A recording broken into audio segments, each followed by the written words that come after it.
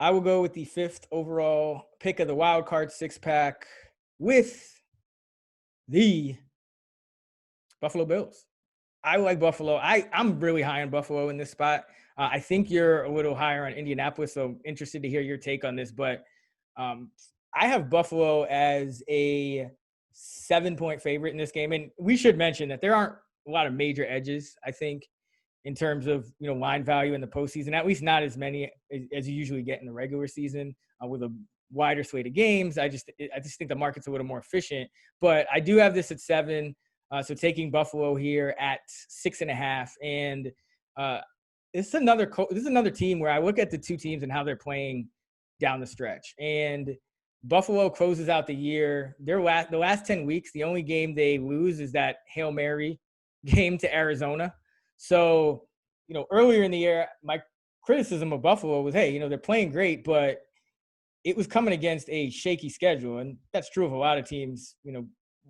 That made the postseason. That's one of the things that helps you make the postseason or finish with a great record. But you look at Indianapolis and their strength of schedule in terms of simple rating system, which is just a way to schedule just point differential. And there's a number of different ways to look at this, but their strength of schedule is actually minus 2.8, which means they played a strength of schedule 2.8 points better than the league average team. Buffalo's was just negative 0.2. So Indianapolis actually has been teeing off against some easy competition as well. And I think, looking at what they've done well, and they've really run the ball well with Jonathan Taylor down the stretch. But that came against Jacksonville and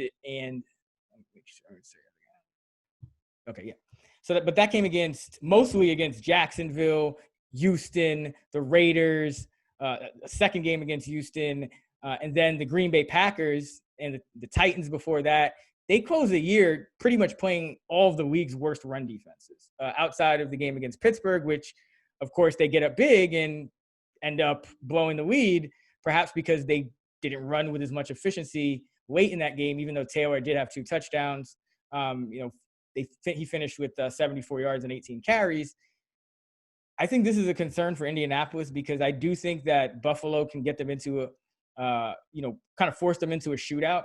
And I worry about Phillip Rivers in that spot. Remember, he still does have that toe injury.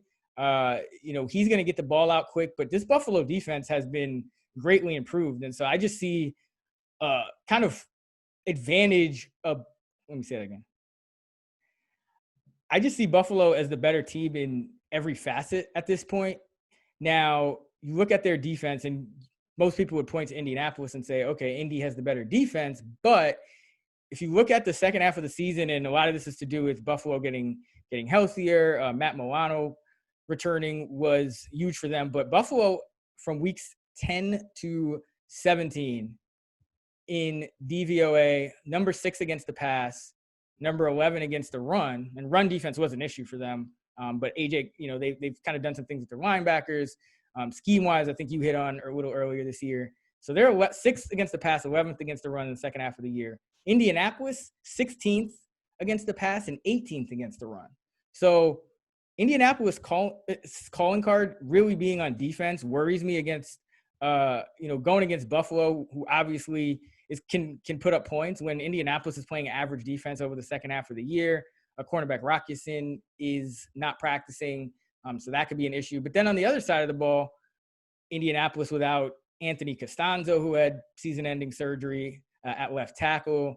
Raven Clark, another tackle, also went on IR. So Indianapolis, I just think not quite at full strength, not playing as well. That game against Jacksonville was more of a struggle than I thought it should be. The collapse against the Steelers worried me. And then Buffalo they've been unstoppable pretty much for the last 10 games of the year. They go on the year, they're 11-5 against the spread. The Colts are 8-8. So Buffalo, has continuously kind of outperformed expectations all season. They're the better team on offense and they're the better team on defense down the stretch. And I just don't think Indianapolis can stay with them, being that Indianapolis's best facet here is the run game. And I shouldn't say Buffalo's better than in every facet, because Indianapolis's run game is better on offense than Buffalo's. But I just think that's the least impactful facet in this spot, with Josh Allen playing well and Indy not playing quite as well on defense. So I make this line 7. It's 6.5. Not a major edge, but going there for my final pick. Yeah, I can't get there. I just can't get there. I make this line like 4-ish, but maybe I can't catch up to the Bills, and they're just, I mean, I have them in my top 5 now, like within a field goal on a neutral field of the Chiefs. I don't know how much higher I can go on them, but maybe they keep covering. That's all they've done over the second half of the season. But I played some 7, I make it around 4, and I got 7 minus 110, so I took some 7. Because I'm afraid of how good this Bills team might just be and their ceiling, which is winning the Super Bowl. I wouldn't feel comfortable under 7. Everyone is talking about this over. I actually really like this under as well. By the way, Colts were favored in every game this year. Maybe against the Browns, I think they closed as a 1-point dog. But they faced the 32nd ranked. Let me say that again. They faced the easiest schedule of opposing defenses in the league. So they had a really easy schedule, and based on the defenses they faced and just overall. But looking at this game, Rivers, by the way, he's 4-0 in the wild card round, but he's 1-5, including 0-3 in the playoffs in cold weather games. He's older, his arm doesn't really have as much anymore, and this is going to be under 40 degrees, which is what that stat refers to. Not the biggest sample size, but thought I'd throw it out there. And yeah, you mentioned Costanzo's out, his backup's out, their tackle situation's a mess. 33-year-old Jared Veld here is going to start at left tackle, I believe. He's coaching high school this fall. He did play last week, but that was against the Jags. That could be a big liability. They're also going to have to probably keep their tight ends in a lot more and help with pass blocking. Their tight ends are really good pass blockers. The running backs aren't, but their tight ends are. But I think that the Colts are going to go really run heavy. That is still how you can attack this Bills defense. Bills defense has been a lot better.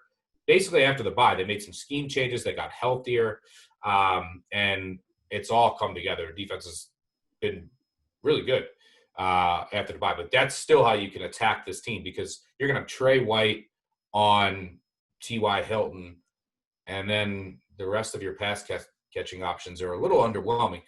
And when the Colts played good defenses this year, and they didn't play many, I think the Bills were 8th weighted DVOA. But the Colts only faced 3 top 15 defenses all year: the Ravens, Steelers, and Bears. They averaged 5.0 yards per play. Only the Jets averaged fewer on the season. So they didn't really do much against all 3 of those defenses. So I think they're going to go slower. They're going to try and control the ball here. On the other side, but I think the Bills defense will come to play. On the other side of the ball, it'll be interesting. Rock Ya-Sin, by the way, I hope he doesn't play. He's garbage. TJ Carey, I have better, so I hope that TJ Carey plays for my under. So Rhodes versus Diggs, I don't know if they're going to play, if they're going to have Rhodes follow Diggs, or if they're going to have – Beasley looks like he's going to be out, which I think is important based on how the Colts play defense, and I'll get to that in a second. But it'll be interesting to see if they double Diggs. And Willis looks like he'll play. And the Colts defense has been underperforming the second half of the year, but they have dealt with some injuries. This is probably as healthy as they're going to be in a while. Run defense is still really good. Defensive line against the run, really good. Bills aren't going to get much on the ground, so it comes down to Josh Allen, who's playing as well as any quarterback in the league against this Matt Eberflus defense. And the Colts play zone about as much as any team in the NFL. And if you dig a little deeper this year, Colts, I think, ran the second most zone in the NFL this year. A lot of cover 3, cover 6. If you look per Sports Info Solutions, where you can get a lot of this data, let me pull up my notes.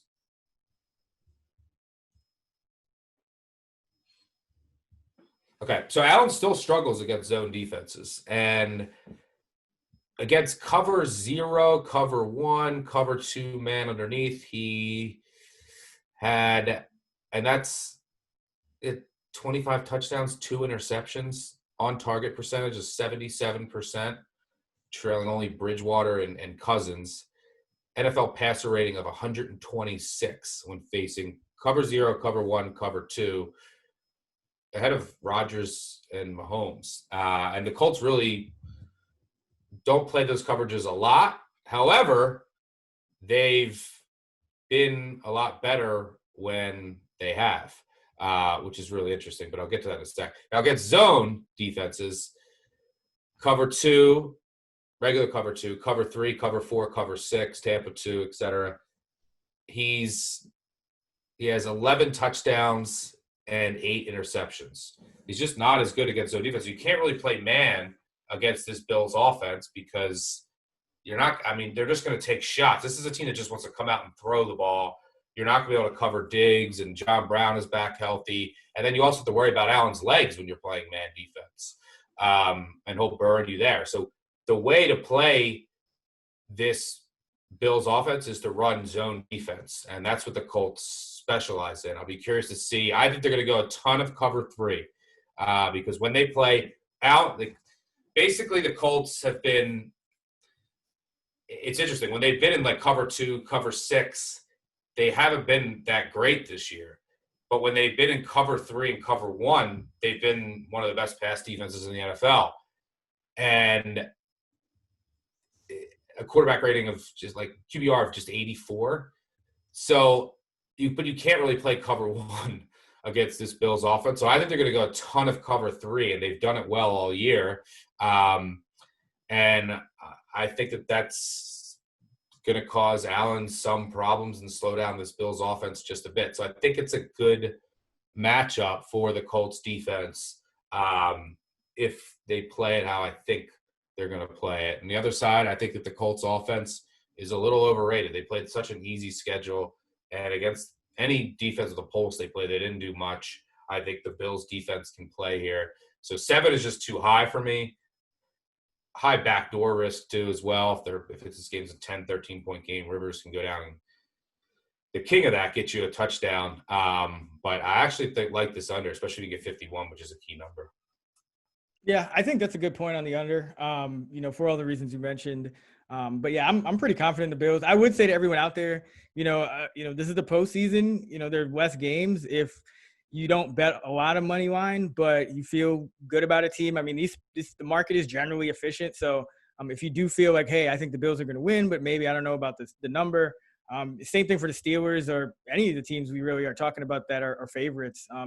It might be the time to play some money line. You could parlay a couple teams, and that'll get you down to better odds. So I do agree with that. But I just think, this team is so well coached for Buffalo. And usually Indianapolis has a coaching advantage.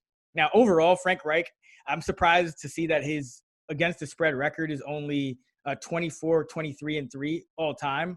He does cover by an average of 1.5 points per game, according to our Action Labs data. But Sean McDermott has been excellent against the spread in his career. Let me make sure I got this. Hold on. Okay. But Sean McDermott, it's a testament to how well coached the Bills are. He's 37, 26, and 3 in his career against the spread, 58.7%. And with Josh Allen as the quarterback, he is 26, 16, and 2 against the spread, regular and postseason, covering by an average of 4.2 points per game. So 62% against the spread with Allen, covering by 4.2. I just think this Buffalo team is going to come out with a better game plan. I think they have the edges in 3 of the 4 main facets. So, yep, still taking Buffalo on the spread, but agree that the under is also worth a look. Outdoor unders in the wild card round are 38 and 14, 73% since 2003, according to our Action Labs data. So don't hate that at all. But if you don't have confidence in the Bills spread, I think it's also worth looking at their money line or parlaying it.